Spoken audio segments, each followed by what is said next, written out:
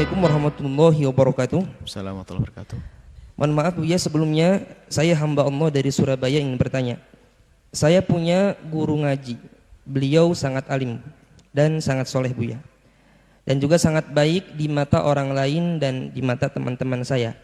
Namun beliau mempunyai kekurangan, yaitu beliau terkena penyakit LGBT. Beliau sering melakukan kepada saya sendiri, namun teman-teman saya tidak tahu bagaimana saya harus bersikap kepada beliau ya. Terima kasih sebelumnya. Pertama, Anda harus mendoakan dia, karena dia sebagai seorang ustadz, jika melakukan sebuah kesalahan 2 kali lipat dia dosanya. Anda harus berkasih sayang dengannya dengan banyak mendoakannya. Pertama. Yang kedua, Anda harus berani mengingatkannya. Anda harus berani mengingatkannya kalau Anda masih bersamanya. Karena mungkin dia ustadz yang sangat baik, hanya penyakitnya di situ. Mungkin dia baik, sangat baik, seperti yang dituturkan tadi. Tapi kelemahannya adalah di sini. Dan ini dosa besar. Yang pertama, yang kedua adalah Anda mengingatkannya. Dan harus berani mengingat. Yang ketiga adalah jangan sampai melakukan dengan Anda. Na'udzubillah, Anda akan kebawa pada akhirnya. Jika ternyata Anda tidak bisa melakukan ini semua, Anda wajib meninggalkannya. Karena apa? Anda akan berhubungan dengan dia. Anda punya dosa. Kalau Anda tidak bisa membuat perubahan padanya, Anda haram. Anda tidak boleh duduk dengannya. Karena Anda diperlakukan oleh dia. Ini bukan sekedar tuduhan. Karena Anda sendiri yang merasakan dia melakukan dengan Anda.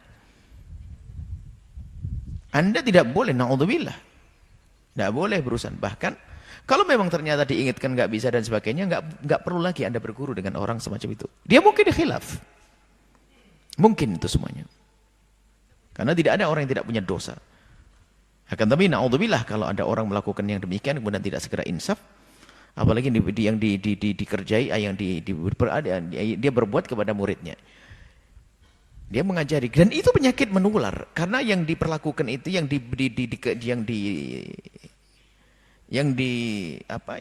Anda itu mula-mula pasif. Anda tidak punya reaksi apapun. Akan tapi na'udzubillah, bersama berjalannya waktu, kemudian terulang kisah itu, Anda akan terpengaruh, bisa saja. Maka penularannya adalah dari semacam itu. Nah, jadi pertama adalah yang harus Anda hadirkan adalah permohonan ampun untuknya. Kemudian Anda ingatkan. Dan ini adalah dosa besar di hadapan Allah. Dan jangan main-main.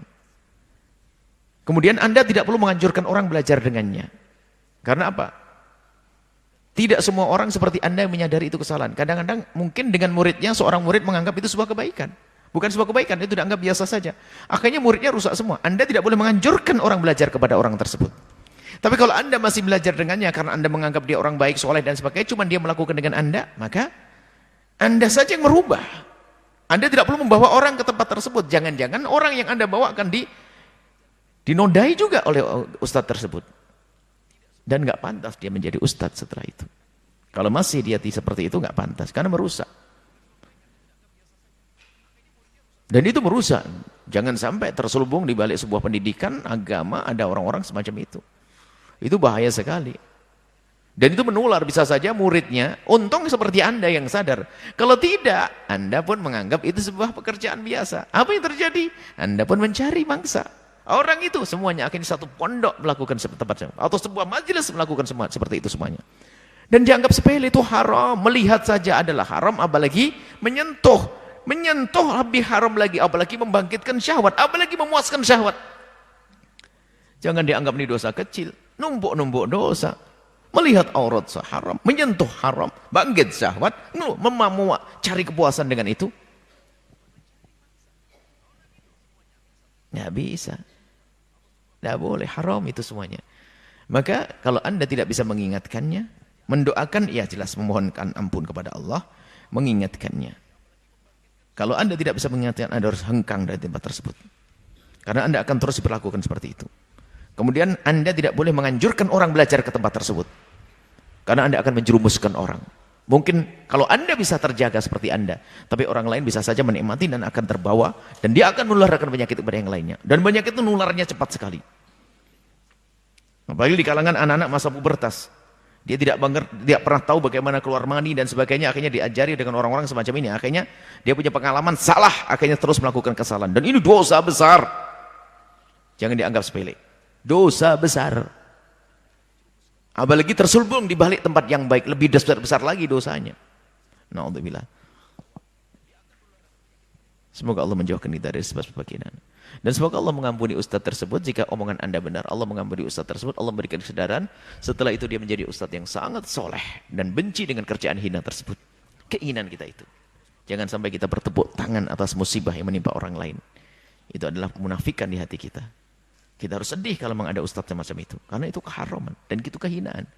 Kalau kita harus sedih kalau ada pondok pesantren seperti itu. Kita harus sedih kalau ada perkumpulan baik. Tapi ada begitunya. Karena apa? Ini adalah melakukan dosa besar. Semoga Allah mengampuni dan berikan kesadaran.